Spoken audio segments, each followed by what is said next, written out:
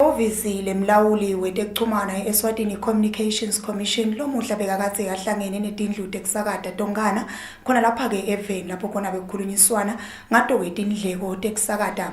kanzi ke tindlu tekusakata betikatse ke tibeka imivo yato ngawo ngeletindleko letihlongotwako Sana nabo kutekusakata eveni inhloso yalomhlangano bekukhulumisa tindzaba tekungenisa tindleko temvumo yekusakata lokhu kufaka ikhatsi tindleko teticelo kulabo labafise kusungula imisakato tindleko tekunaka kusebenta kwemisakato nalokunye lokutowenda kusakata kundlondlobale eveni umsakato ukhulumisene nemnumzane Thulani Fakudze lochaze kabanti njengomlawuli wetekuchumana kulele sikwendako akusiko ukuthi maybe siyakuqala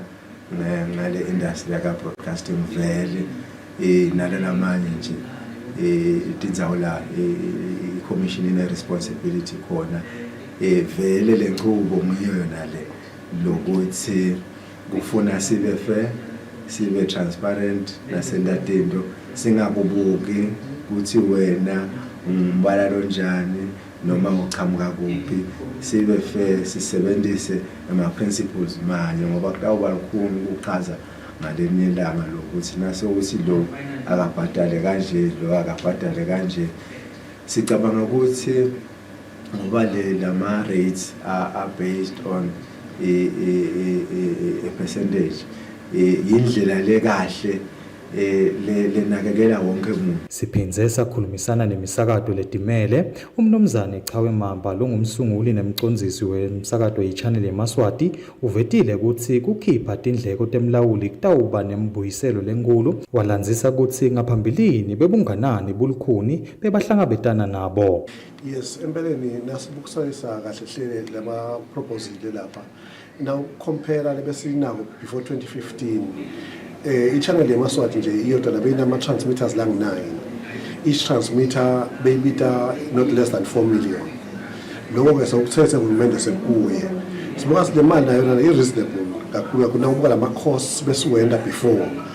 nawo service alo 9 transmitters kuthi kwakunjani ke sasikhasteza kanyalo sicabanga ukuthi kukahle kakhulu lapha kwendini Ngobile Nzinisa lochamuka emsakatweni wemoya eUNESWA FM naye uvetele tike insayela abahlangabetana nato basachubeka nemsebenzi wabo. Into engiappreciate kakhulu is that abas-charged the same across the board. Lokho kumcaka kakhulu because thina nje as a campus radio station